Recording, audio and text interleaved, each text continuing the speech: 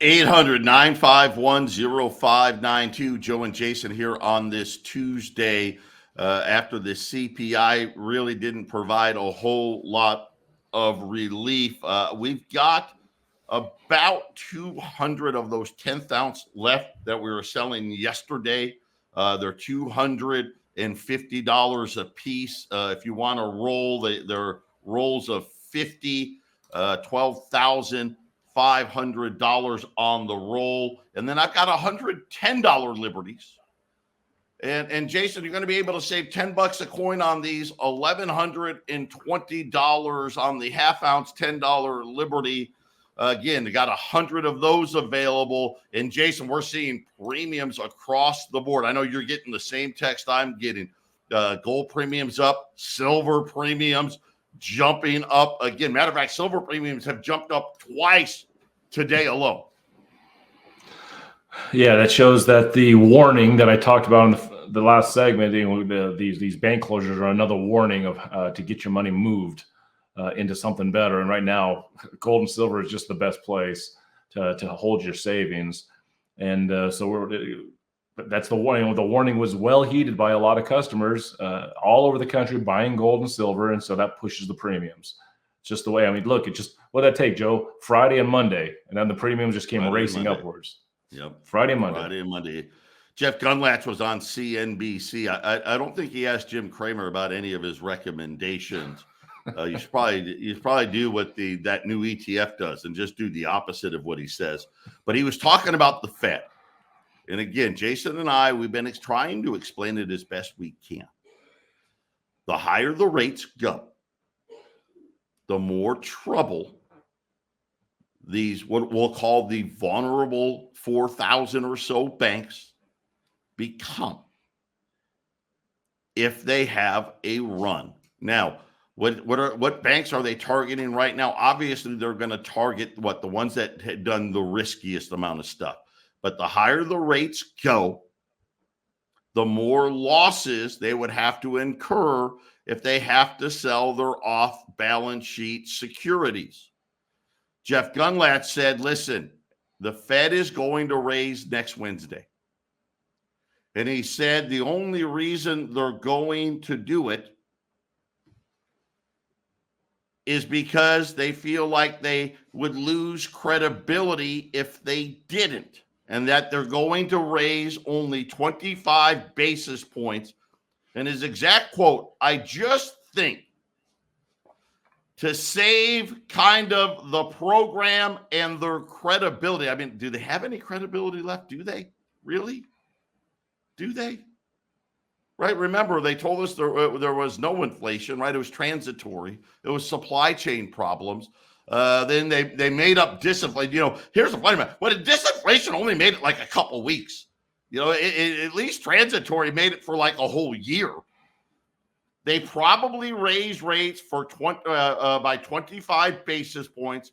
I would think that would be their very last increase.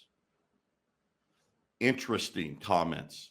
We just think about, I mean, Wednesday, how about this? A week ago, last Tuesday, Jason and I were talking about, hey, they're probably going to go a quarter point for the next 4, 5, 6 meetings. They may go a quarter point the whole, every meeting for the rest of the year. And all of a sudden, here comes Thursday. We start hearing about Silicon Valley Bank. And by Friday, Jason, we're talking about the Fed's probably going to do one just because they want to, for some credibility. But then after that, they may be done here. I mean, there's one bank, Nakamura's talking about they need to lower it 25 basis points and end quantitative tightening. Yeah, I think they're not going to do that, Joe, because the inflation numbers are high enough that they have to at least appear to be fighting inflation. No matter how good or bad the markets are, if inflation keeps on doing what it's doing for even a more elongated period of time before they change policy and say, okay, now we're going to do 4 or 5%. That's the norm. But when they set that standard, then I guess everybody just has to bow to the Fed. But before they do that, they have to show the appearance of fighting inflation, even if the markets are having trouble. So the disinflation, Joe, I'll tell you right now, the disinflation word will be brought up again. He'll bring it up. If you look at the CPI from, June of last year, it's been the year-over-year number has been less every single month. 9.1 to 8.5, 8.3, 8.2, 7.7, 7.1, 6.5, 6.4, 6.0. So he'll come up with it again when things don't seem quite as rocky. You'll hear that word pop out of his mouth again. I think disinflation. But here's what we're hitting with that 2-year number that I do. It goes to 8.5, 8.3, 8.6, 9.1 over the next 4 months. So even if we go down to the fives in the next 3 or 4 months, the last 2 years of inflation have not changed. 13.9, right? Exactly, Joe. This is it's a hidden number, and it's almost like they really want inflation to burn because this is a way of profit taking. This inflation is theft. People don't really understand it. It's a tax. It's theft from you. That's all it is. That's all it is. It's simple theft. We didn't have inflation through the entire century of the 1800s, except for times of war. And there doesn't need to be inflation of any kind if you have an honest money system, but we don't. We have thieves that print the money, and we have to borrow it into existence and pay it back with interest. We pay back, Joe, money that the Treasury can print for nothing. We pay interest on it. It's theft. It's theft, and it's completely rigged if you look at these numbers, Joe. Gunlatch goes on to say that he doesn't even know if the inflation numbers are even relevant anymore. Think about that. We just said 6%, nowhere near 2%. And he's like, man, I don't know that it's relevant. And of course, he says that the fallout from Silicon Valley Bank really threw a wrench in Jay Powell's plan. And again, I got to ask the Fed, where were they here? I mean, that's the San Francisco Federal Reserve's territory. Where were they? And why did they not? Why, once again, do they never seem to see any of this stuff coming, Jason? It's amazing how they don't see anything. I think some of them see it coming because they're making decisions. I've said it many times. But as soon as I heard the New York Fed chief last year say that, hey, but by June of this year, the CPI would be 6.8. Well, Joe, we're kind of sitting in that place, aren't we? And in a few months, when they can, here's the thing about these banks that close down. For them to really get all these assets sold and to find out who really is going to lose in this thing, it could take 60 to 90 days. And so after 60 to 90 days, Joe, I have a feeling we're going to see some more bank closures when the losers get chosen. And it'll start to snowball and start to speed up. So we have 6% CPI now. Why do I get the feeling, we got, March, April, May, June, the inflation could go up or stay the same, or things can be a much different world in a couple of months, giving anybody that's listening a chance to buy some gold, right, Joe? Absolutely. Listen, when we return, we're going to talk about all these companies moving their money to the big banks and what it could mean.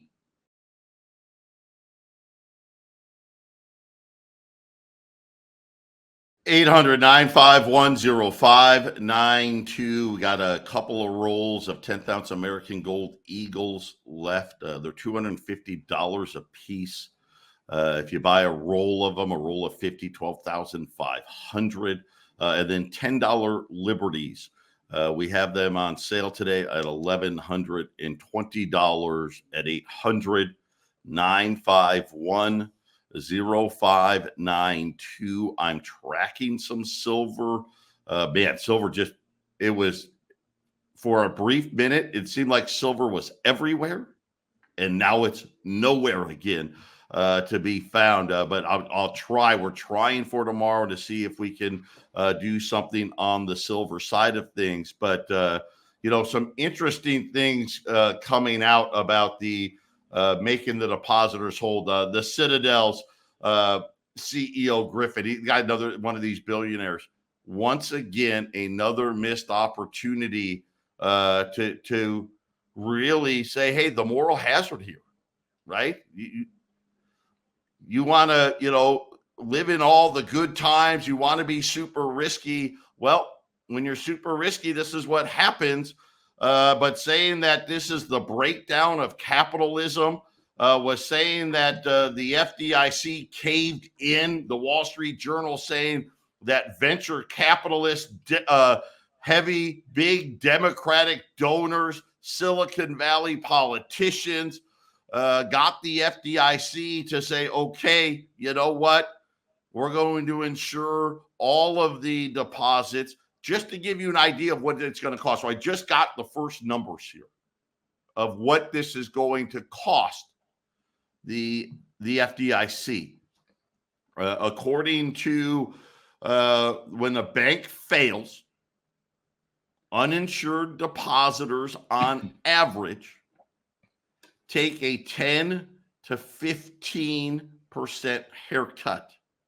We know that about $150 billion of their deposits were uninsured. So that equates, Jason, to another 15 to 22 billion on top of the 23 billion in insured deposits. Jason, we're looking at one bank almost $50 billion, and the FDIC only had 125 to start, and that doesn't include Signature Bank.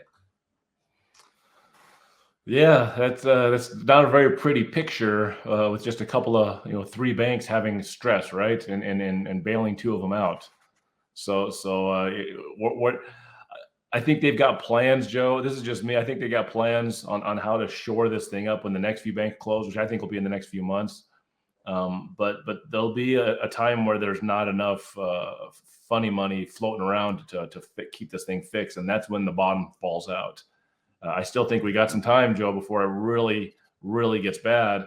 But for those people that bought gold on Friday and bought gold yesterday, buying gold today, congrats on that, because it's better to get this thing done now than to wait for whatever, Joe. Like, hey, maybe I'm thinking there's a better time to buy. Maybe I'll wait just a little longer, right? I don't get that. I just don't get that state of mind. You got to get yourself out of this risk of this situation as quickly as possible, Joe. Yeah, I think 50 basis points is gone. We think the rate hikes back to, hey, I think these rate hikes are going to end much sooner now than people think. How about this? This isn't good. Moody's Investor Service, they're the rating agencies.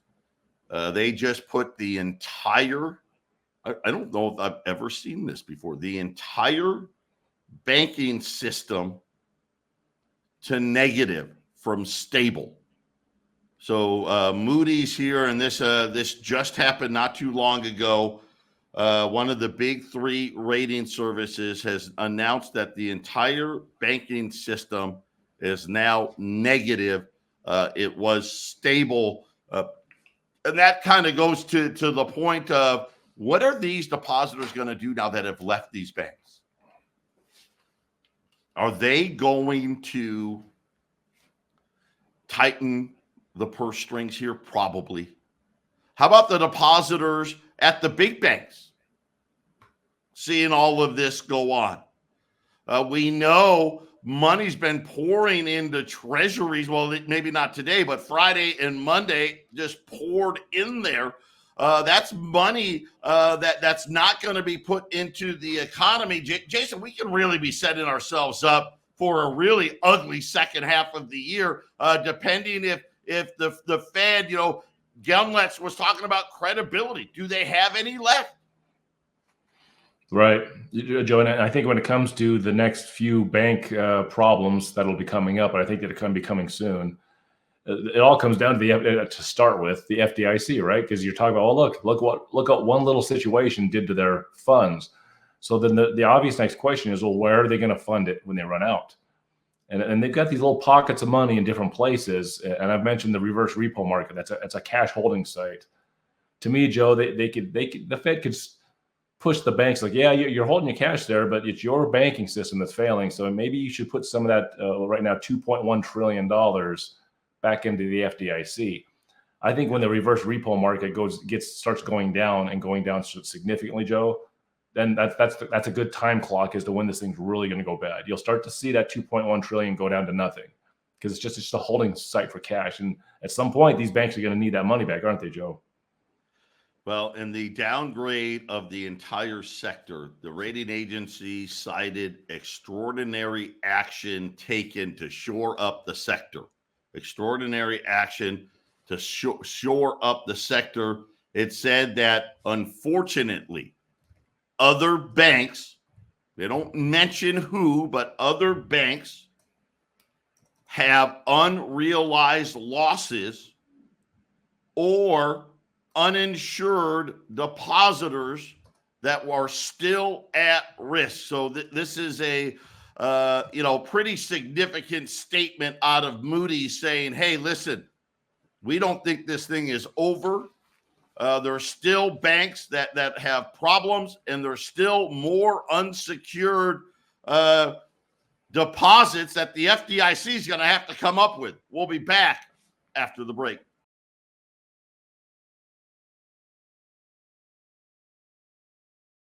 Final segment here on this Tuesday, 1/10 ounce American Gold Eagles. This is it, the last of them. Then they'll be right back to 200. I went 265 now. But we got them on sale for $250. $250 on 1/10 ounce American Gold Eagles. We've got the $10 Liberties at $1,120 at 800-951-0592. Gold's down 5. 1911. Silver's up 10 cents, 2190. The Dow is up 400 points, at least for right now. Moody's, man, this is the last thing I'll say about their report. Rapidly deteriorating operational environment is what they call the U.S. banking sector. You're not mincing words right there, Jason. Yeah, I don't hear you. Oh, there you are. You're good. You're good. There we go. Yeah, this is why we do what we do. We sell gold and silver because these things. I like when you say Gun Lodge doesn't.